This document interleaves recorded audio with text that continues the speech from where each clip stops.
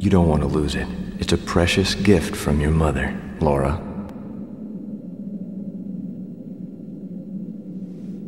Parton Laboratory.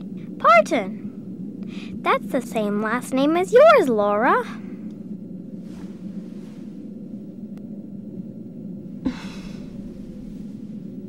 This is the Lucy Parton Laboratory. The entire facility has been shut down. Only authorized personnel are permitted access. This is the Lucy Parton Laboratory. The entire facility has been shut down. Only authorized personnel are permitted access. Please state your name. Please state your name. This is... Laura. Laura Parton.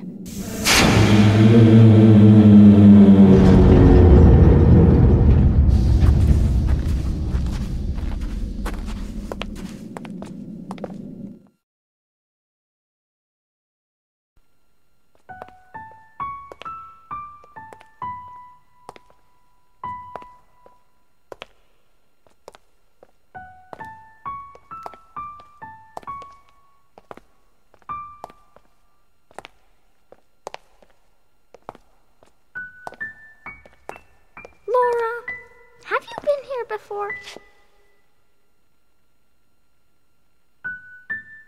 It's freezing in here. I'm a little cold.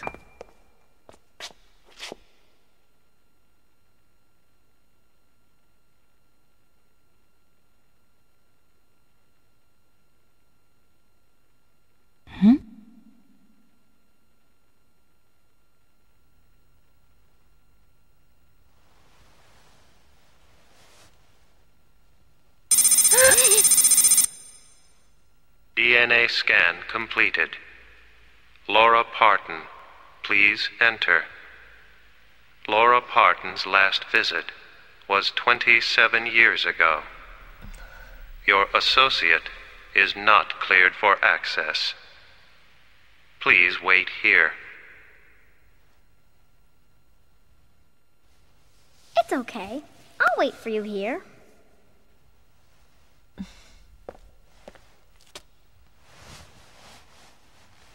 I know you'll come back. I'll wait for you.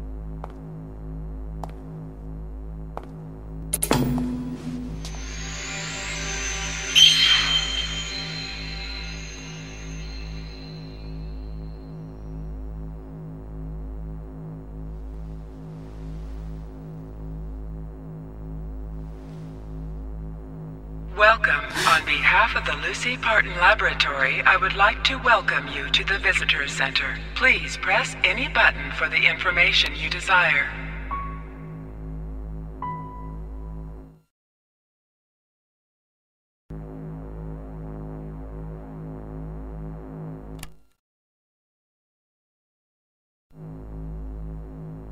This facility houses the Lucy Parton Laboratory of the LPL Corporation and includes the Research and Development Division. The facility, which was moved here to Ultramarine City in 1971, consists of 4 separate wings. The Visitor Center, which also serves as the showroom. The main laboratory, where the actual research is conducted. The Parton Tower Office Complex, and the library, where all data is archived.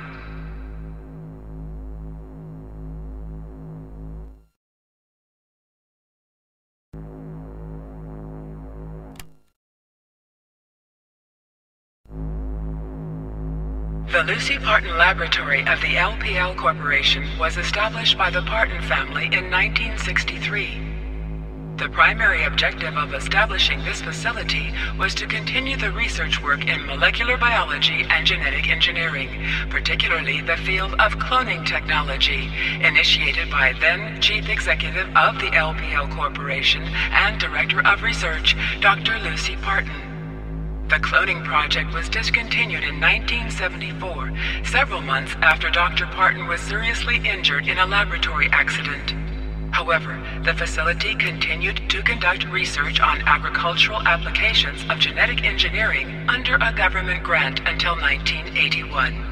The genetic engineering technology researched and developed here by the LPL Corporation is still helping to feed the world by increasing the nutritional content of certain types of livestock and grain.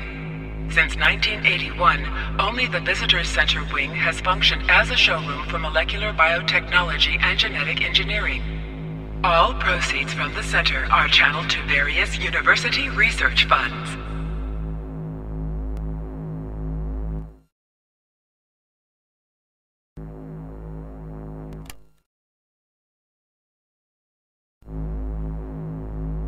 Dr. Lucy Parton, Chief Executive of LPL Corporation and Director of the Lucy Parton Laboratory, was born in 1932 in Chicago, Illinois. After a brilliant and much accelerated academic career, she and her father, the well-known entrepreneur and former LPL chairman Roy Parton, founded the Lucy Parton Laboratory in 1957, an institute dedicated to research in molecular biology, particularly the then-fledgling field of genetic engineering. Lucy Parton is especially well known for her work on mammoth cell cloning, a project that began in 1963 with the discovery of a perfectly preserved woolly mammoth found in the subarctic permafrost. Dr. Parton also left lasting marks in other fields, such as medicine and agriculture, before her life and work were cut short in 1973 by a research-related accident.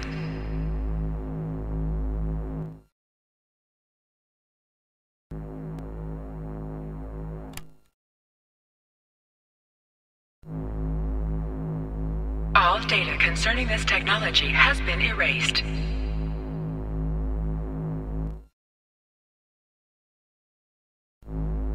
Laura Parton, a level D+ key has been issued in your name. You may access the main laboratory.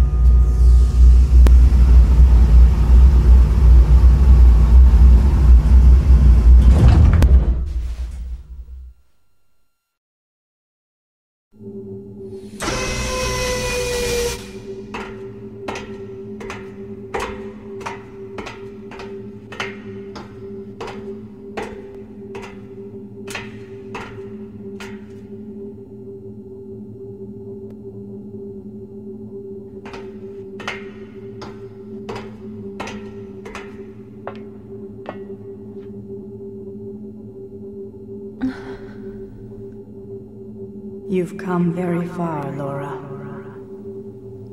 I am Lucy, your mother. I've been waiting for you. Laura, I'm right here.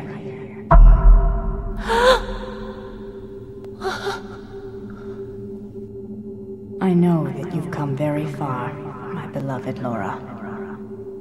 It all began 38 years ago, with a genetic memory asleep in a wall of Arctic ice. In 1963, I began working on a special project using cloning technology to bring mammoths back from extinction. My team discovered a perfectly preserved mammoth specimen in the winter permafrost of northern Canada in 1971. And we were able to extract genetic material from the cell nucleus. Unfortunately, there was too much chromosome damage. But we found something else. In the stomach of that frozen mammoth, we found the undigested remains of a totally unknown organism. Mammoths were believed to be herbivores, but this one anyway had apparently eaten another creature. And what a creature! It looked human, but had a pair of wings sprouting from its back. We removed him.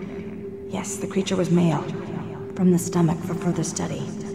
Then I decided that we would extract a sperm specimen and attempt fertilization, using my ovum and in my womb. I decided to give birth to a hybrid child, fathered by this winged human. The fertilization was successful, but the embryo developed without a trace of wings. That made no difference to me. The child was the fulfillment of my dreams, a miraculous collaboration between me and that being we found inside the mammoth. The baby was born in the early hours of December 31st, under the most spectacular display of Aurora Borealis that winter. It was born across that span of time. I took the first letter of my given name and added the Latin word for air, aura, and named the child Laura. It's true. That was how you entered this world, Laura.